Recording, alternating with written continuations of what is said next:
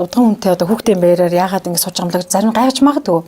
Тэгээ энэ нь бол би бас цаагаараа бодож жаад ерөөсөө энэ хүүхдийн ирэх зөрчигдөх энэ чинь бол энэ 6 дугаар сарын 1-ний өдөр гэдэг чинь хүүхдийн баяр нэг талаасаа нөгөө талаасаа ард нэг ийм үг байгаа штэ олон улсын хүүхдийн эрхийг хамгаалах өдөр тийм ээ олон улсын хүүхдийн эрхийг хамгаалах өдөр. А гэтэл энэ хүүхдүүд бидний энэ хойч ирээдүйн болсон хүүхдүүд маань ганцхан энэ 6 дугаар сарын 1-ний өдөр биш бүх өдрүүдэд эрх нь хангаагдж байгаасай. Бүх хүүхдүүд ингэж нөгөө нүдэн галтаа цогтой байгаасай гэж бүгд хүсдэг. Гэтэл бас нөгөө талдаа тийм биш байх шиг зүйлсүүд харагдаад байгаа учраас би яг энэ баярыг хугтаж таныг зориуд ингэж урьсан шүү. Тийм. Манайх сонин гэсэн нэртэй тэгээд ер нь одоо танаар сүүлийн үеийн сонин сайхан би одоо тийшээгээ хараад байгаагийн учир нь одоо энийг л их сайхан сонин шинэ мэдээлэл гэж хэлэх гээд байна л та. Тийм. За би бол улаашны сорил тийм ээ бөөнрийн одоо нэгсэнтэй зүүн бэлгийн толгой юм да. Зүүн бэлгийн толгойн ялагч болсон улаашны сорилын цомыг сайхан өргөсөн. Маш олон бөөнөр оролцсон. Тэр дундаас цомыг өргөлөө. Тэгээд энэ жилээс хажуугаар нь миний одоо тийм ээ миний хувийн компани 10 жил яа. Тэгээд ямар ч байсан тэгээд сонин содны зүйл гэвэл одоо цомоос миний зүйл ер нь бол мундаг зүйл шүү дээ энэ бол. Маш том зэрэг тийм ээ нэвтрүүлэгт ард түмнийхээ өмнө өөрийгөө сойрж орно гэдэг чинь бас өөрийнхөө онгодоо сурж мэдсэн бүх үлээ ард түмэндээ харуулах нэг талаараа зориг орно нэг талаараа маш их хөлс хөдөлмөр тийм ээ хүч хөдөлмөрийг гаргасан тэр дунд шантрах зүйлүүд маш их байсан. Мэдээж бөөнрийн дунд орж энэ цомыг аавна гэдэг чинь мэдээж онгодууд ард урдаас нь юм хийлцэх байрах. Тэгээл мэдээж дотроо өрсөлдөн гэдэг л ойлгомжтой шүү дээ. Нилээн болж иж цамаа өргөсөн дөө. Таны өвөө бол Хөдөлмөрийн Баатар хүн. За тэгжээд л Булнаа гэдэг нэр бас надад аюул содон сонсогдчихлоо. Тэгээд өмнө нь ингээд ийм нэртэй хүн би ерөөсөө харж байгаагүй, сонсож байгаагүй, бүр уулзчих байгаагүй. Тэгээд ямар сонирхолтой нэр вэ гэж харж исэн чинь Өсгөл аймгийн хайрхны нэр юм байлээ шүү дээ тийм ээ. Хөдөлмөрийн Баатар өвөөгийнхөө тухай бидэнтэй ингэж хуучилж болох уу? Тэр өвөө нь бас энэ нэрийг хайрлсан гэдэг тийм ээ. Болно. Одоо миний алдар нэр чи хөвсгөлийн хөвсгөлөөс одоо тийм ээ завхан хүртэл үргэлжлсэн мундаг том хайрхны алдар нэрэлтэй. За тэгээд манай өвөө маань өөрөө ихээс хоёулаа хүн байсан. Манай ээж аав нь болохоор содном гэж хүн байлаа. Тэгээд өвөө маань улсын хурлын депутат тийм ээ одоо хаан банкны үүсгэн байгуулах захирал за тэгэл хөдөө аж ахуй салбарт маш их зүйлийг хийж бүтээсэн нэгдлийн дарга гэл ерөөсөө яриад байвал гоншин нүнээсээ барагдахгүй аюу мундаг хөдөлмөрч хүн байлаа шүү дээ. Тэгээ анхныхаа 3 ач зээд ер нь бол цагаан уул, бадрал, булна гэдэг нэрийг бол өгчээсэн. Тухайн үед бас өөрөө бас нэг ярилцлаганд орохдоос энэ 3 нэрийг бас дурдаад одоо тэр сонингийнх нь хайршил мань хүртэл надад бас байдэн шүү дээ. Энэ том хайрхны алдар нэрийг эмэгтэй хүн авч явж гин хамаагүй бүтэн нэрээр дуудаж болохгүй тухайн уул усны эзэд нь хүртэл тогтчоос ирдэг аюултай. Тэгэхээр ер нь бол аваалж дуудаж байгаараа гэж айгүйх баг багт нь хэлдэг байсан л та. Тэгэхээр их тогшоо хайрхны алдар нэр штэ. Тэгээ тэр алдар нэрээр ер нь бол их бахархаж явдаг. Бага байхдаа бол яагаад энэ сонин нэр өгсөн юм бол гэд ер нь нэг жоохон тийм эс штэ би. Тэгээд л нөгөө нэрнээсээ жоохон санаа зовс хийгээл нөгөө бага байхад зарим хүүхдүүд чинь тэгээд цэцгээ навчаа тэгэл ингээл нэг юм эмгтээлэг нэрүүд нь штэ. Минийх бол тийм биш нэг арай тийм өвөрмөц юм шиг эсвэл нэг тийм сонин нэртэй. Тэгээд сүүл рүүгээ хүн чинь нас явахын хайраар нэрнийхээ утга учирыг айгүй зөв ойлгоод ер нь бол тухайн хүний нэр гэдэг чинь бол айгүй чухал зүйл штэ. Яаж бэлэгдэж яаж өгсөн тэр бол айгүй мундаг зүйл юм байна. Тийм болохоор нэрээрээ маш их бахархаж явдаг. За яг энэ хүүхдийн сэдвээ ингээд ихэндээ ярихад өнөөдөр хүүхдийг бид яг өнөөдөр хүүхдээр нь байлгаж чадж байгаа юу? За яг энэ хүүхдийг бид тайван орчинд байлгаж чадж байгаа юу гэдгийг нөгөө гэр бүлтэй холбох гээд байна л да. Тэгэхээр энэ дээр энэ таны үзэл бодол ямар байдаг вэ? За ер нь бол хүүхдээ ирэх Монголд бол маш их зөрчигдөж байгаа шүү дээ. Энэ бол ил дал хэлбэрээр янз бүрээр хүүхдээ ирэх зөрчигд хамгийн их нөлөөлж байгаа хүмүүс бол ээж аав гэж би хардаг. Тэгээ хамгийн гол нь одоо ингээ хүүхдийн баяр гэж та ирж байна тийм ээ. Хүүхдийн баяраар бүх өөр хүүхдүүд одоо баярлах ёстой. Гэтэл одоо ингээд боломжгүй маш олон өрхүүд байна шүү дээ. Бэлэгч авч чадахгүй, бэлэгний бараа хараагүй. Ялангуяа захын хорооллын тийм ээ энэ одоо гэр хороолд байгаа хүүхдүүд бол ерөөс аюу өрөвдмөр шүү дээ. Би түрүү жилийн яг нэг 6 сарын 1-ээр бас өөрийн компани зүгээс ш тийм ээ. Бэлэг ингээд харах одоо зүйл өрнүүлсэн аяа. Тэгээ тэнгуут тэнд чи хүүхд бэлгээ хараа баярлж байгаа. ингээд тийм ээ байхгүй зүйлийг нөхөд. Гэтэл тэр хүүхдэр чихрийг идээд тэр бэлгийг идээд тэр хүүхдийн сэтгэл дүүрэхгүй байхгүй. Тэр хүүхдийн сэтгэлийг ээж аав нь дүүрэх ёстой. Гэтэл манай Монголын нийгэмд хамгийн их хүүхдийн эрх зөрчигдөж байгаа асуудал бол зөвхөн гэр бүлийн салалт бол замбраагаа алдсан. Тэр дундаас төрсэн үр хүүхд яах ёстой гэдэг ерөөсөө эцгийнх нь боддгоо зөвхөн өөртөө л боддог. Одоо битээр нийлэхгүй юм байна. Салыг болиё. Тэгэл юм болонгод одоо шүүхтэр ингээл саллаа байлаа. Тэр хүүхэд яах вэ? За нэг тэтгэмж тогтоож байна. Тэр тэтгэмжээр тэр хүүхэд яах вэ? За мэдээж тэр амьдралд нь хэрэглээнд нь зарцуулна л та. Гэтэл тэр насаараа эцэггүй өсөх, насаараа ээжгүй өсөх гэдэг айгүй харамсалтай шүү дээ. Эцэгхийн хайр халамжаас хол өсөх цаанаа л нэг нүдний гал нь утарсан нэг дүүрэн биш амьдэрдэг, дутуу явдаг. Тэгэхээр нэг эцэгийнх нь хоорондоо тэрсэлтэл ирэхээр нөгөө хүүхдийн орчин айгүй чухал шүү дээ. Тэгэл үр хүүхдийнхээ хажуу танаа манаа тал гэл ингээл талцаал ерөөсөө ярих ярихгүй сэдвэр ярьдаг. Гэтэл нөгөө хүүхдүүд маань нөгөө хажууд нь байхдаа нөгөө янз бүрийн нөгөө хиллэгээс нь суралцж эхэлдэг. Тэр ерөөсөө эцэг их нь анзаардаг байхгүй. Наад захын л нөгөө янз бүрийн нөгөө айхтар ПМ гэдэг үгээр хилцэж байгаа. Наад захын хосод байт юм билээ. Гэтэл нөгөө үр хүүхд нь юу суралцах нь ээж аавсаа. Тэгэл ерөөс эсвэл хоёулаа хамт архиудаг. Гэтэл хүүхдийн орчин, хүүхдийн эрхийг ерөөсөө эцэг их өөрсдөө зөрчиж эхэлдэг. Хөндлөнгийн хүмүүс биш. Тэгэнгүүт яг өсвөр насны дээр шилжээд ирэхээр ээж аауд нь хүүхдэд загнадаг, зоддог. Чи үг авсангүй. Чи өстой ямар том өстой ээж аав хөөдөөс ингээд хэрэлдлээ ингээд лээгээд амир зандарч хэрцдэг ээж аауд маань. Ээж аавын бүтэн байлах, үүрэг хариуцлага гэдэг зүйлийг бүр нэг талаар ингээд бүр хуульчлах хэрэгтэй. Одоо хүнд маш амар аимшигтай хэрэгүүдийн дандаа томчууд хүүхдийг хохиросон байдаг ч гэдэг юм ингээд хүүхэд дандаа хохирогч байдаг. Тэгээ энэ бүхнээс ингээд болоод онцлоод нэг зүйлийг асуух гэхээр тэр нөгөө салт гэдгийг л би асуух гэдэг. Энэ дээр нөгөө юу сонин санагдаад байгаа гэхээр нөгөө эмэгтэй хүнтэй холбогдоод байгаа байхгүй надад. Одоо ингээд энэ тентхийн группүүд их байна. Одоо тэгэл өнөөдөр бүх хүн ингээд цахимжцсан те. Тэгтэл энэ тентхийн группүүдэд ингээд мэдээлүүд дээр тэр эмэгтэй 55-аас дээш насны, 45-аас дээш насны, 35-аас дээш насны тэр эмэгтэй ингээд миний нөхрийг зүгээр ойлгохгүй маа тий. Ингээд өөрөө хүүхэдтэй үжиж миний ингээд нөхрийг өрөөсөө өдөржин шөнжин ингээд салгаж авах гээд байна ч гэдэг юм. Ингээд дандаа гэр бүл үүсэн эмэгтэйчүүд байгаад байгаа байхгүй юу. Тэгээ энэ нь ямар учиртай танаар ер нь ийм хүмүүс ирдгүү. Над дээр ирж байгаа бараг 10-8 дандаа гэр бүлийн асуудалтай хүмүүс орж ирдэ штэ.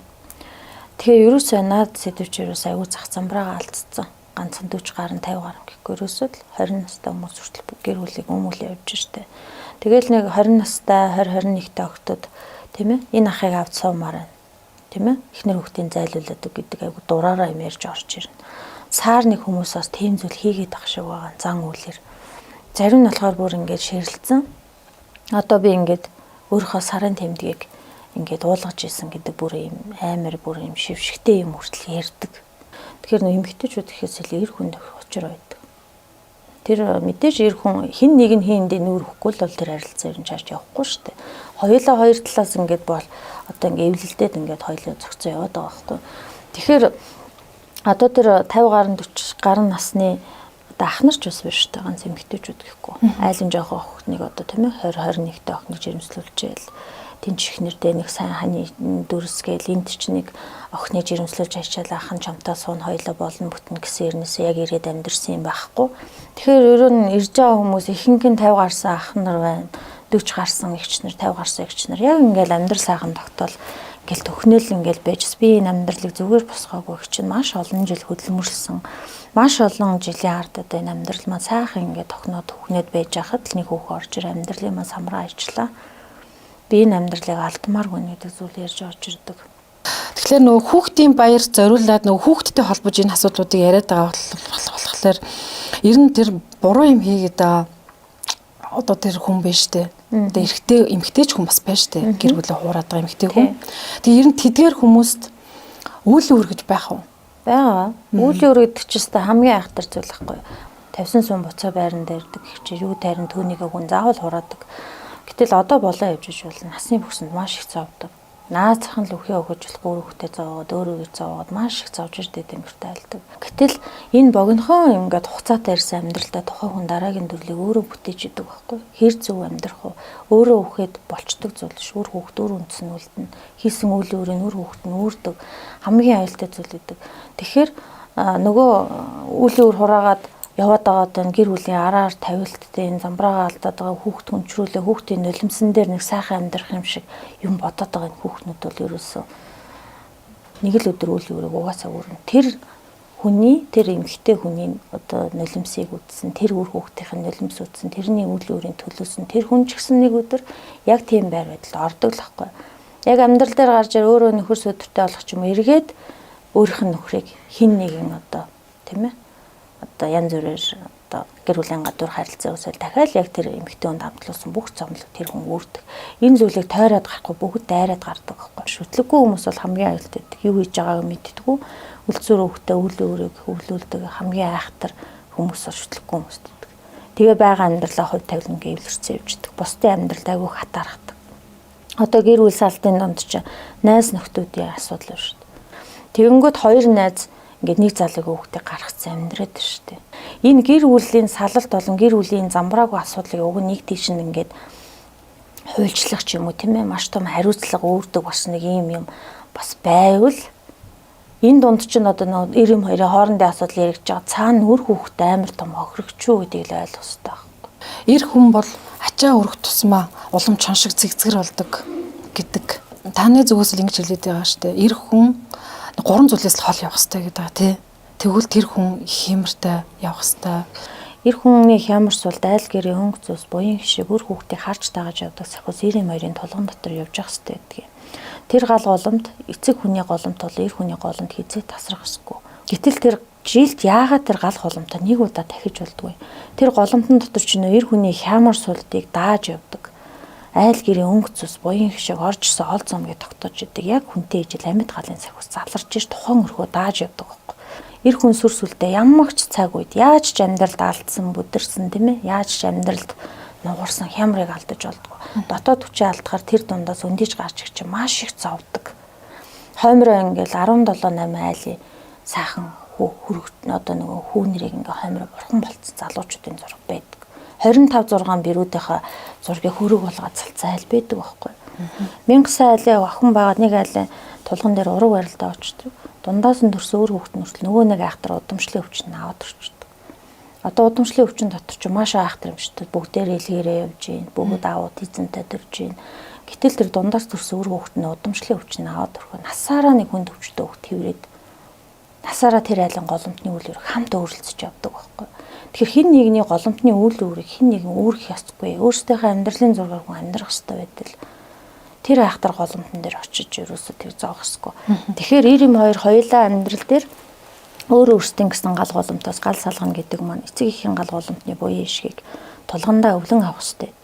Нөгөө талаар хүний нүдэнд харагдахгүй хүн болгоо энэ амьдрал дээр ирээд буцахтаа үйл өөрийг хураацсан мэт. Санаатаа санаандгүй. Тэр үйл өөрийг галын үлээр салгадаг ёстой байхгүй. Тэрийг л ер нь ойлгочих юм бол ер нь одоо энэ бидний энэ орчин үеийн ингээ яриад байгаа энэ бүх зүйл зэгцрэл ирнэ гэж тийм. А гэтэл гал салгах одоо үйл явцыг заавал одоо бөө удгандаар очиж хийх ёстой юу?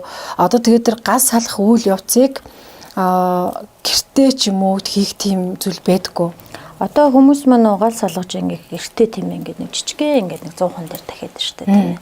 Тэгэхээр тэр бол угаасаа Монгол өв боломж Монгол ёсонд тийм байгаагүй. Яг одоо тийм ээ хин нэгний тулганд биш, хин нэгний гал биш. Яг цэвэр ариун яг одоо бидний зан үйлээр бол одоо аль зүгт нь гарах. Цэвэр ариун тагшин газар дээр тэр галын үлийг хийдэж домдог штэ. Тэгэхээр заавал нөгөө бөөгийн үлээр салах хэрэгтэй гэдэг юм. 3 2-оор шилжсэн бол 2 2-оор шилжсэн бол бөөгийн үлээр салгана. Яагаад бөөгийн үлээр зан үйл хийх гэдэг юм гэх юм бол эн чинь тэр тулган дотор байгаа үйл өөрийг хүн өөрөө гал салгах болчдөг зүйл биш байхгүй. Тэгэхээр тодорхой хэмжээний зан үйлээр тэр өмнө ээж аав өвөө эмээгийн хийсэн үйл үүрэгтэй асуудлыг галын үйлээр салгахад онгодууд үйлийг хийдэг байхгүй. Ясан талаар дамжиж, сусан талаар дамжиж үйл үүрэг хүн үр хүүхэд нь эдэлдэг учраас өөрт хамаарлаг болох ёстой. Тим зан үйл гэдэг. Энэ бол маш чухал зан үлийн нэг гэдэг. Тухайн зориод ороод ирсэн хүн дээр одоо төлөв буулгахад голомтны асуудал гараад ирсэн бол ойлгомжтой харагддаг. За гэр бүлийн асуудал тоон дотор нь докторгүй амьдрал ойлгомжтой гарч идэг байхгүй.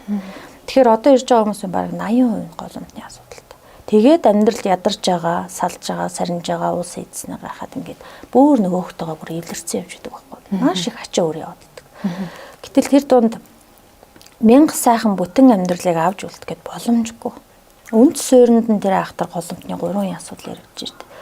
Тэр хүн салаа явсан ч дахиад өөр хүнтэй амьдрал нийлсэн ч голом төөрөөс юм болохоор дахиад салдаг. Хэдэн үеэр одоо ингээд ерөөс нь нөхөр татдаг байлээд шүү дээ угаасаа. Ангураа болсон хүний уур удан бол ерөөсөө айхтар насны хязгаартай болсод байдаг. Хамгийн аюултай. Үл өөрийг хоёр хуваадаг санаатай санаандгүй. Санаатай нь болохоор амьтны ам туслах. Санаандгүй нь болохоор уул устай тухай хүн буруу зураг харьцах тийм ээ л усыг үртэл сэвтээчдэг. Ядаж аршин булгийн их болон булаг шамт нэгтэр хүртэл хүн гар хөлөө угааж болдгоо, аршин булгийн тархин дээр үрл сууж болдгоо. Гэтэл хүмүүс маань ёс алдаж тийм ээ булаг шамт нэгтэр гараа угаагаа сууж идэг. Тийм ээ янз бүрийн юмар сэвтүүлээ бодсортуулж чаддаг шүү дээ. Одоо энэ бүү утгнууд л дандаа л ийм юм ярьдаг гэж шууд нөгөө буруу утгаар нь тайлбарладаг. Үгүйсгдэг.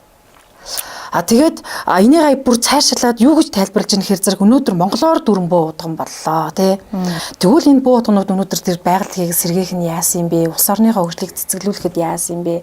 Эдрийн нөгөө ид хитэн хаанаа харагдаад байгаа юм бэ гэл тий. Тэгээ нөгөө бухар сүсэг ер нь хүн яаж амьдрах бол энэ их үе үеийн одоо энэ хідэн үеэрээ гэх энэ зүйлтэй бол ямар ч хамааралгүй юм. Та өөрөө өнөөдөр амьдралынхаа эзэн гэж тайлбарлаад байгаа хүмүүс байгаад байгаа байхгүй. Энэ бол угаасаа яригдах сэдвийн нэг л дээ. Угаасаа Монголд маш олон бүүнэр чадaltaй чадалгүй олон бүүнэр шүү дээ. Нэг багш гэх чинь доороо одоо тийм ээ 100 шавьтай байх жишээний. 100 шавь дундаас яд жил болгоныг сорил сойлго авч явах хэрэгтэй багш хүн. Гэтэл тэр дундаас хүний сүсэг бишрэл дээр маш их одоо ингэж алдчихж байгаа одоо бүүнэр ус байгаа тэнд. За мундаг сайхан уулийн цэгцлээ гарч байгаа онгод тэнгэртэй мундаг улааш нар бас байгаа. Тэгэхээр саар хүмүүс манаас тийм зүйлүүдээр бас чиглүүлж байгаа. Нөгөө талаар засал хийлгэхэд тухайн хүнээс маш их зүйл хамаардаг. Одоо зарим хүмүүс маань би ийм хүн дээр очиод ийм засал хийлгээд тэдэн саяар засал хийлгээ хүрээгүй гэдэг зүйл ярьж орчдөг. Гэтэл тухайн хүнийг харахаар өөрөөс нь маш их зүйл шалтгаалдаг. Одоо жишээлбэл нэг зүйлийг шатаагаад ирээ баруун хойд зүг гэхээр ертөнцийн зүгөө ч мэддэггүй хүмүүс. ертөнцийн зүгөө мэдгүй зүгээр гаргаад буруу зүгт гаргаад шатаачдаг. Нөгөөхөө бүрэн шатаач чаддгүй. Эсвэл жалган давж шатаагаа авчдаг. Тэр миний зүйлийг хийгээгүй байхгүй. Өөрөө өөрийнхөө төлөө зан үйл хийлгэж байгаа. За нэг өргөл өргөө ороод ирэхээр зүгээр гаргаад цацаачдаг. Тэр өргөл хэний төлөө өргөд байгаа. Тэр өөрөө өөрийнхөө төлөө өргөж байгаа. Өөрийнх нь өргөсөн өргөл хүрх газараа үржиж үл сайхан бүтдэг ёстой байхгүй. Гэтэл тэрийгэ өртөл хүмүүс мэддэггүй. Тэгэхээр нөгөө хамгийн гол зүйл бол заслын үр дүн гарах нь чухал. Хүн хизээч эцсийг үздэггүй. Ялангуяа шүтлэггүй болсон. Зөвхөн өнөө маргаашийнхаа ажлыг л бүтээ. Миний ажил бүтэхгүй байна.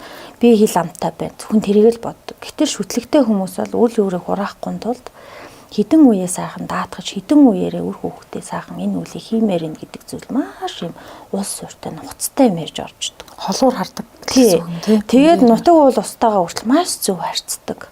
Зүгээр наа захын үйлдэл нь биеийн хилэмж хандлага нь хүртэл шүтлэгтэй хүмүүс бол аюу мундаг гэдэг. Тийм болохоор миний зүгээс бол ер нь одоо өдийн насанд одоо тийм ээ шүтлэггүй гэж яриа явж байгаа хүмүүс би юусоо ойлгохгүй байна. Одоо мэдээж асуудалтай л хүмүүс одоо ингээл буудган лам ингээл очиж байгаа шүү дээ тийм ээ. Гэтэл үүнийг юу гэж тайлбарж байгаа нэхээр нөгөө хүмүүсээ одоо айгүйх баян болгоод байна гэдгээс хараад байгаа. Одоо нөгөө тэр ядраад байгаа гэдэг хүмүүс чинь тэр хүмүүс төр очиод зовлонгоо яриад тэгээд зовлон жаргалаа яриад тэр хүмүүст ингээ нэг өргөл барьцаа өгөөд тэр хүмүүс нь ингээд амьдрал нь дээшлээд нөгөө зорж очиод байгаа хүмүүсийн амьдрал дээшлэхгүй байна гэдгээр нөгөө бухар сүсэг талаасаа тайлбарлаад байгаа хүмүүс байгаа юм. Тэр одоо нэг ингэдэж штэ. Одоо жишээ татаа нэг зүйлийг танд хэлэхэд хоёр найз яг ижлэхэн ажил хийдэг. Яг адилхан мөнгө олдог. Тэгэнгүүт нэгнийх нь амьдрал ингээд огцом дээшлээд идэг. Бүр ингээд жилээс жилд нөгөө шүтлэг байхгүй хүн нөгөө нэг 5 амтаг ирээсээ дээшилдэг. Тэгээд тэр хүн надаас асууж штэ. Би найзтайгаа яг ижлэхэн мөнгө олдог. Яг ижил ажил ингээд хийдэг. Тэгсэн хэрнээсээ миний амьдрал дээшлэхгүй миний найз нүдэн дээр ингээд өөшлөгдөд байна. Би яах ёстой вэ гэх. Буян ишгэн сав дүүрхгүй тохиолдолд хүн хизээч юмтай болохгүй боломжгүй. Юм орж ирсэн ч юм тогтохгүй урсгалан гадагшаа чигтэй болчдөг. Тэрийг нөө хүмүүс мань мэддэггүй. Гэтэл тэр буян ишгэн савыг галын сахиус тэнцүүлж яддаг байхгүй. 92-ийн хямар сүлтэй хамт ингээд авч явдаг. Тэгэхээр хамгийн гол нууц төгжи тэнд оршиж идэв. Газ салгах гэдэг чинь тий. Тэгээ тэр газ салгах үйл явц ер нь хүн насан туршийнхаа амьдралд нэг л удаа хийх хэрэгтэй юм уу? Жил болгон хийх хэрэгтэй юм уу? Тэр засалч бол насан туршдаа нэг удаа хийдэг гэсэн байхгүй. Эцэгхийн гал голомтоос галыг салгаж иж 92-ийн гал голомт шинээр бий болно. Тэр гал голомтоо үр хүүхдээ өвлүүлдэг шүү дээ. 18 нас хүрсэн бол үр хүүхдээ эцэгийнх нь галыг салгаж өгдөг. Тэгээ чааш нэг голомт одоо өвлөгддөг хэрэгтэй байхгүй. 13-ны жил, 49-ний жил гэл ингээл нэг жилүүд байдаг штэ. А гэтэл 81-ний насны одоо энэ мөчлөг буюу энэ одоо домыг хийхгүй бол энэ нас хүний амьдралд буюу маш том тийм цөвтэй нас байдаг юм а гэж энэ үнэн үү? Ер нь бол бүхэл одоо жил орох насны мөчлөгүүд аюу хатуу штэ. Ганцхан 81 гэж ярихгүй. Ялангуяа могоо жил бол ер нь аюу хатуу жил штэ. Нөгөө талаар аюу мундаг жил. За тэгэл бол усын бариатай хүмүүс айлууд идэв штэ аюу аюултай. Хідэн үеэрээ л усын хорлол тийм ээ хараал өрөөл тийм ээ ангөр авалсан хүний ураг удамгийн айхтар юм явж идэг 3 үй дотор. Гэтэл уул нөгөө нэг лус хилэгнүүлсэн айлууд маань ерөөсө тоодгүй штэ аюу сонин би гайхаад иддэг. Тэгсэн хэрнээсээ эцэг ихээс 12 уулаа. Одоо хоёулах нь үлдсэн. Ингээл 2 жил бол 3 жил бол бүгд өнгөрдөг. Гэтэл юм гэдэг ямар нэгэн зүйл шалтгаан байдаг байхгүй. Энэ хүн насны хэмжээндээ явж гинүү тийм ээ. Эсвэл хөндлөнгийн нөлөө байна уу гэж харах хэрэгтэй. Гэтэл хөндлөнгийн нөлөөр насан долоог байхдаа дээд тэнгэртээ альждаг өнгөрснийхаа дараа л усын хорлол байна гэд. Тэгэнгүүт манай тарныг тийм яваад идэг юм а бүр дээр үеэс л юм усын хорлол гэж гараад идэв гэсэн хэрнээсээ лусыг дахиж чаддаггүй. Лусыг дахин гэхээр маш ихэн боддог хүмүүс. Нүсэр юм бодоод идэг. Гэтэл тэр чинь лусын болдтой өдрөө харж байгаа тийм ээ ураг удмаараа сайхан ураг удамд барьсан байраагаа лусууд минь сайхан тавьж хайрлаарэ гэж яагаад дахиж чаддгүй яагаад хідэн үе даатгаж болдгүй лус хилэгнүүлсэн лусын байранд орсон хүмүүс ер нь бол тийм урт насалдгүй жам бусаараа хальдаг дандаа өвчнөр халих гээд идэг нас нь болоог байхдаа явдаг хамгийн хатуу байдаг тэгэхээр тэр зүйлийг бол лусаа сайхан дахиж явах хэрэгтэй ялангуяа энэ жил могоо жил орж байгаа лус хөлтөд лусын жил орж байгаа учраас лусын байраатай өрхүүд маш хатуу ордог. Тэгэхээр лусыг дахиж шүтэж явах юм бол ер нь бол эрүүл мэндийг дааж өгдөг аюу мундаг штэ. Бурхан болоо гэхэд нөгөө хөрөг зургийн заавал тавих хэрэггүй юм а. Одоо бол зүгээр шүтдэг бурхныг тавьмаар юм а гэд ингээд бас нэг юм хаанасаа ч гэмээр юм ийм одоо зан гэх юм уу заншил гэх юм уу ийм зүйлийг ингээд хүмүүс өөрсдөө гаргаж ирээд байна л да. Манай өвөг дээдс өвөө юм ээ тийм ээ дээшээгаа хідэн үе дотор өнгөрсөн үеийн ойдгуулын бурхан хадгалж яваагүй байхгүй. Одоо ингээд анзаараад танад хідэн бурхан байна. Гэтэл хизээж өгсөн үеийн ойдгуулыг хүн хоймортой бурханыг залж явдггүй. Тэр хүн тэнд ямар ч хамааралгүй бурхан зөвхөн тэр талигчийн хойдхоос бүтээлгсэн бурхан л тэр хоймор явагдаад байгаа байхгүй. Тэгээ хүмүүс маань их их бурхан залах аюу дуртай. Тэгээ гэрээрээ баахан бурхантай хоймроо. Тэр чинь юм залахад төртлөөс учиртай шүү дээ. Цай сууныхаа дээжийг 50 тоос шороогоо сайхан гачин бас ёсоор нь авч явах хэрэгтэй гэдэг. Ингээд маш хүнд хор тавдрын юм одоо үе шатны 4-р шатанд орчлоо. Та нэг 3 сар наслаад ингээд өнгөрөх нь ээж гэдэг юм. Ингээд өөрийнх нь нас барах нь ингээд тодорхой болчихлоо шүү дээ нэг хүнд. Гэтэл намайг өнгөрөнгүүд миний одоо намайг чандарлаад тий. Тэгээд миний нутагт одоо яг тэр одоо суманд очиод тэгээд миний ингээд чандрыг сайхан тараагаарай гэж захиад өнгөрч яхад дараа нь ингээд бурхан болчихлоо шүү дээ нөгөө хүн маань. Гэтэл нөгөө гэр бүл нь өөрөөр хийчихэж байгаа байхгүй юу? Чандралаараа гэхэд газарт оршоогоо. Нөгөө ингээд бүх хүссэн зүйлийг нь өөрөөр хийгээд байгаа үед энэ нь өөрөөр ирэх үү? Одоо яг амьд үлдчихэж байгаа тэр гэр бүлд буруугаар нөлөөлөх ч гэдэг юм уу? Эсвэл нөгөө бурхан болоо чи сүнс амьрлахгүй байх ч гэдэг юм ийм зүйлээр нөлөөлөх үү? Хизээч ээж авгаалснаар за хийдэг хүн бол их ховор шүү. Тэрэн дээр угаасаа тэгэнгүүт хүмүүс манд тэгдэг ингээ аав ээжээ ингээ 40 соног дуусан дуустал ингээ зүгтлээ. Би энэ газарт байх хэрэггүйгээд бүр намайг ингээд энэ одоо ямар учиртай юм бол гэд бүр ингээд асуусан бүр тийм асуулт асууж орж ирдэ штэ. Тэгэхээр буйны ойдгол ямар нэгэн байдлаар дутуу хэлцэх зүйл байна гэдэг зүйл гарч ирнэ.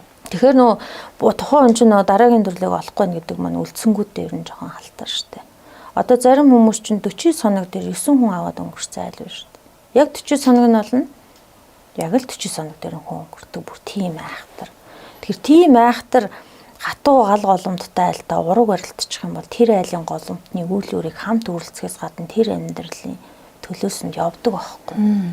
Тэгэхээр энэ хүмүүстэй ер нь л бол хандаж хэлэхэд юм болон учиртай байдаг. Ер нь бол маш их нарийн. Гэтэл одоо нөгөө нэг насаараа одоо аав нь өвөөгийнх нь аав нь ангөр аавалсан бүр улаан анчтай шүү дээ одоо. Нутаг хушундаа зартай. Эсвэл бүр модыг ингээд уул устаа буруу зураас ургаамаа төнцсөн айлууд дандаа нөө мотор дагнаж одоо бизнес хийдэг тийм ээ мотор дагнацсан эсвэл дандаа уул уурхаагаар явдаг газар ухаж нэг газар ухаж уул уурхаа одоо ингээд дандаа л усын одоо тийм ээ газрын дор усын одоо хөвлөө явж тэрийг байн хүнддэг тийм хүний ураг удам ер нь бол тийм сайн явдаггүй тухайн үедээ болж байгаач хамгийн том үйл өөрийн төлөөс нь явдаг. Тэгэхээр төрөл бүрийн дон байдаг гэдэг ингээд яг тийм байдаг юм уу? Одоо хормон дон, архины дон гэх мэтчлэн Архины дэв бузар гэдэг чи одоо тийм архины шилний доотлын ёроолыг ерөөсөө хүн хүртэж болдгоо байхгүй. Одоо ингээл арх хонdoglал тойруулахад хамгийн доотлын ёроолыг хүн хүртэж болдгоо. Тэрийг хүн хүртэхэд ер нь ямар нэгэн арх чи өөрөө дэв бузар гэдэг зүйл хэдийний дээж ч гэсэн дэв бузартаа ордог байхгүй. Хүн эзэж тэр доотлын ёроолыг ууж болохгүй нэ. Болохгүй газар одоо хоноглоод одоо нэг залуу бүр буудалд хоноод ингээд юмд дайруулсан ингээд галзуурсан юм шиг ороод ирсэн шүү дээ. Тэгэхээр тэр байнгын хүн орж гардаг 9 шидийн нэрхтээ хүн амт орж гардаг газраас хүн буудлаас бол сэвтчихдээ шүү дээ, бузарддаг. Тэгээ нөгөө олсон мөнгөө одоо амьдралаа байр сав мөрөдө тоглоонд алдцсан одоо маш олон хүүхнүүд байна шүү дээ. Залуучууд ч байна. Тэнгүүт нэг хүүхэн орж ирж байгаа. Байраа ингээд 170 саяар зарцсан. Тэгээ нөхөр нь ингээд нөгөө асуудлыг мэдээгүй явж байгаа өөрөө хөдөө ажилтай. Тэгээд нөгөө хажуугаар нь дарамжгүй хүнээс 100 сая төгрөг зээлээ тоглолчихсон. Орох оронгүй болцсон. Зээлт 2 нэлэхгүй хөлт. Бүр ийм амар юм байна. Ханийн тэнгэр дуудлах гэж үнэхээр тийм байд юм уу? Тань дээр ийм хүмүүс зорж ирэх юм уу? Ханийн тэнгэр дуудана гэдэг чинь тухайн хүний би бол ямар ч зүйлийг голомттой харьцуулж шаарддаг байхгүй юу? Одоо хүүхнүүдийг дэг ханийн тэнгэр дуудуулсан маа нөхөр авчлаа нөхрөө дуудуулъя гэж ярьдаг байхгүй юу? Зан үлийг 2 янзын нэг нь их зөөлөн аргаар үзнэ. Нөгөөх нь болохоор хатуу арга гэдэг маань одоо нэг чөдрийн үйл гэж орж ирдэг байхгүй. Тэгэхээр чөдрийн үйл маань хамаа намаагүй хүнийг чөдөрлж болохгүй. Тэр хүн ингээд нэг сэтгэл нь байхгүй болоо явж штэ салах шийдвэр гаргаад тийм үү. Гэтэл тэр хүнийг хүчээр дуудаад оруулаад ирэхээр сэтгэл байхгүй хоосон би орж ирээ шүү гэж би хэлдэг. Таны хэлсэн яг зөв байна. Би бүр 6 сар тэслээ. Стол хоосон би байдаг юм байна гэж ярьдаг байхгүй. Бөөгөн гэдэг чи хийх ёстой юм хийж болохгүй зүйл гэж байдаг. Дээд тэнгэртэй тангараг өргөсөн хүн цээртэй зүйл зан үйл хатуу юм хийж болдгоо маа гэхээр тайлбарлахаар л энэ хүнийг л авд суuna гэд дураараа тэгээ сүүлдээ зарим загны штэ орж ирээ. Би 2 цаг гарan төгжрөөд орж ирсэн. Ягаад надад үйлчлэлтгүй лээ. Нэг тийм дээрэнгүү бас харцдаг тийм хүүхнүүд байдаг байхгүй нэг тийм яг яа игээд байгаа нэг гоо сахны солоноос нэг үйлчлэгээ авах гэж байгаа юм шиг дураараа яриад нэг юм бүх юмыг өөртөө таацуулах гэдэг. Тэгээ яг нэг юм тийм асуудал орсон ч хоёлаа манай нөгөө нэр чин сонин гэдэг түрүүсэж тэгээд яг ингээ орж ирж байгаа хүмүүсээс эсвэл энэ одоо ингээл нийгэм ингээд ер нь энэ нийгмийн тойлол тань дээр зорж ирдэг хүмүүсээс л харагдчих واخ гэж би бодоод байгаа байхгүй юу. Тэгэхээр ингээ сонин гэмээр ийм зүйлүүд байдгаа. Бүр үнэхээр сонин гэмээр төрсөн ахтай хоёр суудсан юм шүү. Одоо жишээлбэл нэг 4 хүүхэдтэй ингээд айл л да. Банд нь ингээ 18-тай том нь одоо доотлын 2 дахь охин ингээд 15 хүрсэн. Төрсөн ах дээр хоорондоо янз бүр болоо жирэмсэн болцсон юм шүү. Ээж аав нь яах вэ? Бүр ингээд бүр амар сонирн байдалтай орж ирж штэ. Тэгэхээр энэ нийгэм хаашаа ирэх ч юу? Эсвэл ингээд нэг эцэгтэй 2 өөр хийж ингээд хүмүүс суудсан. Өнөө маргаашгүй хүүхдэн төрөх. Энд чинь уруугууд нь бичвэр хүчээс байхгүй нөө зах замбраагүй байр байдлыг илэрхийлэх байхгүй. Амьдын хар нүгэл гэж одоо ер нь энэ хүний амьдралыг буснуулж байгаа хүүхэд өмчрүүлж байгаа энэ ер нь амьдын хар нүгэл мөн үү? Хамгийн том нүгэл бол энэ штэ. Хамгийн том нүгэл юу хийж байгааг мэддэггүй. Тэгэл нэг хүүхэнтэй улаан цагаан явуулдаал эхнэрийгээ юу ч ингээд тоодгүй. Тэгээ нөгөө хүүхэн бүр би энийг чи аав суун гэж дураараа юм яриад. Гэтэл тэр босгосон 20 25 жил 10 хэдэн жил тийм ээ хань ижлүүд одоо мэдээж тийм ээ байхгүйс байх хүртэл явж байгаа шүү дээ. Баян үнтэй суучих юм бол зовлонгүй амьдрна. Хүүхдийг гаргахчул яг болох гээд байна. Энэ 3 ахын алийнх нь хүүхдийг гаргах уу гэж зургийн нэрээр ороод ирж шүү дээ. Маа нэг хамт ажилтдаг охин маань нэг ахын хүүхдийг үйлчлүүлэгч юм хүүхдийг гаргасан. Тэгээд одоо ингээд хүүхдийг гаргацсан. Зовх юмгүй байр ахуулаад амьдрдаг аа. Сар болгонд итгэмж аваад. Би ч гэсэн бас тэгж амьдрмаар. Гэт тэгэнгүүт 3 хүний зураг гаргаад энэ 3 алийных нь хүүхд гаргавал би нэг өрөө байртай болох боломжтой. Бүр тийм амар болцсон. Тэгээ тэр ингээд харахаар 18 19 настай жоох охтууд. Одоо та надад тэдэн төгрөг өгөхгүй бол эхнэрлүү чи явууллаа гэдэг юм занл хилд орцсон ахнар ч гэсэн орж ирдэг байхгүй. Одоо тэгээд хэрвээ яахгүй бол би нэг чинь одоо эхнэр чи өгөөд хүүхд чинь ч гэсэн явуулна. Чиний энэ зураг мургийг гээд бүр ингээд процент авцсан ингээд. Нөгөө ах чи одоо би яах вэ? Одоо ингээд эхнэр маань мэдвэл би одоо ингээд салжуул яах вэ? Ах нь амьдралаа бүтэн авч үлдмээр байна. Гэтэл би зүгээр ах нартаа нэг зүйлийг хандаж хэлэхэд ах нар гэлтгүй шчүүдээ хандаж хэлэхэд энэ босгосон үн цэнтэй цаг хугацаа амьдралын уртаж явсан хань ижлээ насны бүхсэн бити зовоож нулимсын үзээрээ сайн сэтгэлийн үзүүр шар тос гэдэг энийг ер нь та яг өөрийнхөөроо тайлаач. Ямар ч хүн тус бол буян ирдэг. Одоо жишээлбэл би нэг чөнгалтэй дүүргийн тэнд явж исэн нэг тэрэгэн цэцэр дээр суудсан нэг ах байлаа л да. Гойлгоогоо. Тэгээ яг би чөнгалтэй дүүргээр зүг нэг цайны газар байсан. Тийшээ гүйж ороод пакетанд хоол савлуулад 20,000 төгрөгтэй тухайн ахт өгч исэн. Гэтэл тэр хүнд байхгүй зүйлийг би тэр үед өгчөж байгаа байхгүй. Гэтэл тэр хүний харж байгаа нүдний харц тийм ээ. Надад үнэхээр талархаж байгаа. Тэр хүнд би буян болж байгаа. Өгтөө би энэ хүнд тийм ээ тус болсон буян маань эргээд надад ирнэ гэж би аягүй сайхан ингэ бэлгшээж би тэр хүнд өгдөг. Тэрнийхээ ирээгээр миний хувийн амьдрал маш амжилттай явдаг. Би ч одоо өөрөө бас компани ерөнхий захирал гэж явдаг. 10 жил үйл ажиллагаа явуулж байгаа. Тэгээ энэ олон хүн тус болсны буянаар би ер нь миний хувийн амьдрал маш ер нь бол мундаг явдаг гэж хардаг байхгүй. Тэгэхээр хүмүүс маань аль болох хүнд буян хийж явах хэрэгтэй шүү. Хүнийг харлуулаад янз бүрээр одоо ингээл сошиалар зүгээр өнгөрөөч чаддгүй хүмүүс идэв чинь өгөөлж доор нь юм бичгүй л болохгүй нэг юм сонин өөрөөс нь дэш гарч чадахгүй нэг иймэрхүү энэ чинь нэг атаархуу замтайгаа бодчиход. Тэгэнгүүт л заавал нэг юм биччихээ санаа амарч кайф авдаг. Тэгэл нэг харын мас ороод ирвэл тэр чигтээ харын юм бичдэг. Тухайн үнийг мэдэхгүй харьцаж үзээгүй жиш ингээд харлуулдаг. Тэр ч гэсэн нүглийн тонд орно шүү дээ. Буян хийх хэрэг хүүхд баярлуулах буян мөн үү? Хүүхд баярлуулах хамгийн том буян шүү дээ. Тэгээд одоо нохоо хооллох тийм ээ. Одоо настай хөгшчүүдийн шороол зохиолтой шүү дээ тийм ээ 13-аар сайхан ингээ багсарч байгаа. Гэртээ амтын их тийчээ гэдэг энэ буян уу? Одоо муур одоо ингээл нохой янз янзын амтын тийчээ гэдэг энэ буян уу? За би бол наа тал дээр чинь жоохон яг нэг талаараа буян гэж харж нөгөө тал дээр айгүй хэцүү. Хүүхдийг багаас нь амтантай ингээд өсгөчгөр нөгөө амт нь мэдээж мөөгш ямар нэгэн байдлаар ингээд хальчхаар хүүхдүүд маань амар нөгөө ингээд уйлах, нөгөөхөө санах, ээжээ одоо тэр маань өнгөрчлөө гэл одоо нэг гэрийн тэжээвэрний нохоо ээж ах нөгөөх нь алга болчих юм уу те. Тэгэхээр нөгөө хүүхд амар хүнд ингээд нэг юм чочрол авдаг. Тэгэхээр би ер нь аль болох хүүхдийг багаас нь нэг тийм амтантай их ойр ойлгож хамт ингүүл ер нь янз бүрийн болоход хүүхдүүд амар гэмтдэм байх гэж харсан шүү дээ. Ээж аавын ачийг хариулах гэдэг юм хүн байнга санаж явах хэрэгтэй юм уу? Хамгийн том зүйл одоо ээж аавынхаа ачийг хариулах л шүү дээ. Одоо ачийг яаж хариулах юм? Гэтэл зарим нь ингээл асрамжийн газар ээж аавгаа авч хайцсан. Маш олон хүмүүс шүү дээ. 12 хүүхэдтэй асрамжийн газар хайцсан. Нөгөө асрамжийн газар эргэлтээр нөгөө настангууд төр хүмүүс ирэхээр уйлаа цонхон дээрээ сууждаг. Миний хүүхд ороод ирдэг юм багтаа. Тийм зүйлийг нүдэрээ харсан сэтгэл урагддсан бил. Сэмэрдэм бил. Тэгэхээр ээж аавыгаа хайр шүтэж явахгүй хүн бол нэг амьдралын зам бүр зэгцэж нэг сайн явдаггүй. Ээж аавынхаа ач буйныг хариулна гэдэг чинь өөртөө зөв явахын нэг хэлбэр байна. Тэгэхээр ээж аавын ач тусыг хариулж авдаг хүмүүс ер нь цаанаа л нэг өөр явдیں۔ Да. Одоо хүмүүс ингээд нөгөө өнгөн хэлбэрийн айгүйх гоёж ин л доо барьж байгаа хувцаараа зүүж байгаа дэд хэрэглээрээ ч гэдэг юм уу сэтгэлээ яаж гоёх вэ? Орчин үеийн хүмүүс. Одоо наад чи ерөөсөө аюу тийм нэгтэй сэтгэлтэй.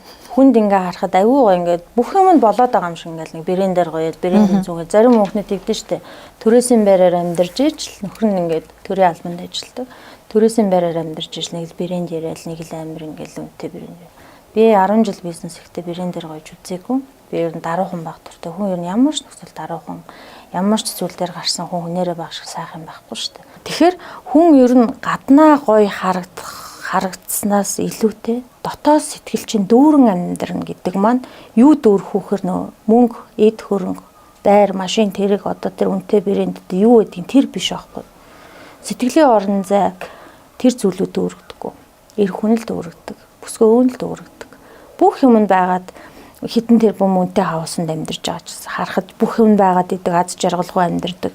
Маш олон осууд идэв шүү дээ. Айгуу гонхтой. Хүн болгон төөрөг тавилантай байдаг гэдэг шиг таны одоо энэ юу төөрөг тавилан бас их сайхан дээд тэнгэртэйгээ харьцдаг тий. Тэгээд энэ удган гэдэг энэ тавилан танд заяаж зарим үед бахархах, зарим үед жоохон хэцүү санагдах үед байдаггүй. Би яагаад шантарч исэн гэх юм бол ингээл хүн орж ирээ гарахад би эрэг чараа уйлаа суужсэн байдаг. Яагаад гэвэл энэ хүний амьдралыг хараад ингээд сэтгэл өвдөд. Яаж насандаа баймгүй энийг ачааг өөрж авдаг байна гэх. Тэгэхээр би ерөөсөө ингээд нэг юм сэтгэл их зөөлөн төрлийн хүн л дээ. Ямар нэгэн сэдв ярихаар ер нь их уйлждаг тийм юм сонио хүн штэ. Тэгэхээр нөгөө ийм сэдв ярихаар бас эвгүй болж шүү. Тэ. Уйлах гэдэг. Тэр хараал гэж ер нь тэр одоо нэг насан туршдаа ингээд хүүхдтэй болох гэж чадахгүй байгаа хүмүүс биш үү? Тэгээд нэг амьдрал нь танихаар нөгөө дорой ингээд байгаад байдаг. Тэр хараал уу? Тэгэхээр нөгөө хүн болгон хүүхдтэй болох хувь тавилна. өөртөө хүүхдийн тоо хязгаартай цаанаасаа бидэн шүү дээ. Бурхны зургаар эрэхтэй л энэ 4 хүүхдээ олно гэсэн бол 4 хүүхд. Гэтэл нөгөө хүүхдийг ингээд ахуулцдаг айгу дураар шүү дээ. Тэр чинь хүн болгон хүсээд олддгоо хүүхдээ олыг өөрчлөхгүй гэсэн маш олон одоо ингээд одоо хүмүүс шүү дээ. Гэтэл нөгөө зарим хүмүүс хүүхдээ болохыг хүсээд идэг хүүхд нь хүүхдээ болохгүй байх чинь зарим нь ингээд дураар очвол хүснээрээ 4-5 абортонд орсон хүмүүс байна. Эцсийн дүнд өргүүдэл айгүй харилцаж суурь нь болоод өгчдөг байхгүй. Би одоо ийм хүмүүс нэр яг үндэ айгүй хэрдэг. Тэр хараал ерөөл хийснээрээ одоо тэр хүмүүс одоо муу явдаг, сайн явдаг л байлгүй дээ. Гэтэл ямар ч буруугүй хэрнээ тэр хараал төртчөөд байгаа одоо энэ нэг зааг ялгааг яах ёстой вэ? Тэгээ ер нь яаж хүн гоё юм 9 үеэрээ юм жаргалтай дэлгэр сайхан амьдрах вэ? Та төгсгөлт нь манаа нэг хүмүүс нэм сайхан ерөөл хэлж болох уу? Энэ хараалд ерөөсөө өртөж болохгүй амьдрын юу? Хүнд муу юм хийхгүй амьдрах хэрэгтэй. Хүнд муу санаж болохгүй. Хүн үнтэй мууд санддаг алиг тэр гэх үү тийм ээ? Хүнд муу юм битээ сан. Хүн энэ амьдарч явах бүх хугацаанд дараагийн төрлийг өөрөө бүтээдэг учраас зөв амьдрах хэрэгтэй. Өгөх нь үнэн, төрөх нь үнэнгээс хойш амьдарч явах хугацаанд хин нэгэнд муу санахгүй, хин нэгнийг гомдоохгүй байх хамгийн том асуудал. Ялангуяа тийм хүлхэн түн болон хөхүүл эмхтэй хүнийг бүр гомдоож болохгүй. Хатмууд нь хүртэл гомдоогоо хөөгөө гаргах зайлууд байна шүү дээ. Тэгэхээр энэ маш том нүглийн донд ордөө шүү. Үйл өөр гэдэг зүйл насны бүхсэнд бас гардээ шүү. Үхээ өгөж болохгүй. Тийм ээ. Одоо амар зовж дэйдэнгэрт альж байгаа хүмүүс шүү дээ. Тэгэхээр аль болох лусаа сайхан дахин шүтэж яваарай. Ялангуяа хүмүүс ч могоо жил дээр лусаа сайхан дахин гээд 12 жилийн хүлээгээ сууж идэг хүмүүс байдаг. Зарим нь бол жил болгон дахин явж штэ. Бөө үний засал ном тухайн үний хувь хүний барилдлага нийлжээш маш том өөрчлөлт гаргадаг. За танд баярлалаа. За баярлалаа. Тэгэхээр та хэд манаас энэ нэвтрүүлэгт орж оролцсон баярлалаа. Тэгээд айгүй мундаг юм хүмүүсийг оролцуулаад тийм ээ. Ингээ олны үг ингээ сонсоо. Би бас үтсэн чи айгүй сэтгэл хүрсэн. Тэгээд яасан ч мундаг юм. Тэгээд ер нь ингээ тодорхой хэмжээ нийгэмд байр суурь олцсон зүйл харагдчихжээ л да. За ингээ 2025 оных энэ хүний амьдралыг сайхан цэгцлэх, зөв замд нь оруулах тийм энэ сайхан үйлдэн, гэр бүлдэн бүхний л одоо сайн сайхан зүйлсийг хүсэн өрөөй. Тэгээ манай одоо сая подкастын маань бас ингэж урам хайрлаж тий манай бидэнтэй ингэж хэсэг хугацаанд ер нь хүний амьдралтай холбоотой ялангуяа бид ер нь энэ амьд байгаа бид нар нэгд л амьдрын шүү дээ тий бүгдээрээ. Тэг яг энэ амьдрах энэ хугацаанд зөв явах хэрэгтэй шүү гэдэг энэ сайхан зүйлсийг ярилцсан танд баярлалаа. За та хэдтэй ч гэсэн маш их баярлалаа. Урт насалч удаан жаргаж яваарэ гэд бас ах өрөөчё. За тэр ирвэл Баатаршгэ манай үзэгчд маань бас энэ 2025 он сайхан гэгэн бүхнээр цалгиж байх болтугай. Ингээд ажилд нь амьдралд нь бүх сайн сайхан өгсөн өрөөй. Тэгээд энэ нэвтрүүлгийг үзэж байгаа бүх ард түмэн тийм ээ сонсож байгаа та бүдний ярилцлагыг үзэж байгаа хүмүүстээ тийм ээ онгодын манаас буян бас хурж та хэдийн манаас харж дааж явах болтугай гэсэн ах өрөөчё. Тэгээд онгодын мандаалт бас айгүй бас хүрх хүндээ айгүй мундаг гэдэг шүү дээ. Тэгэхээр могоо жилийн маань бас энэ сайхан мундаг жил та бүгдийн маань ивэж сансан зорьсон үүлний сайхан бүтэмжтэй эрүүл сар бол хамгийн гол нь эрүүл ах хэрэгтэй. Эрүүл ээж хүн болгон бүтэн амьдралтай салд сарнихгүй үр хөвгтөө өмчрүүлэхгүй сайхан бүтэн байгаасаа тэгээд бас хүнд чадах чинээгээр бас буян болж яваарай л гэж хэлмээр байна. Буян гэдэг чинь өөр агуу зүйл байдэн шүү. Тэгэхээр та бүгд манаас доороо бодолтой олондоо бас буян түгээж чадах зүйлээрээс дэм тусалж яваарай гэж хэлмээр байна да.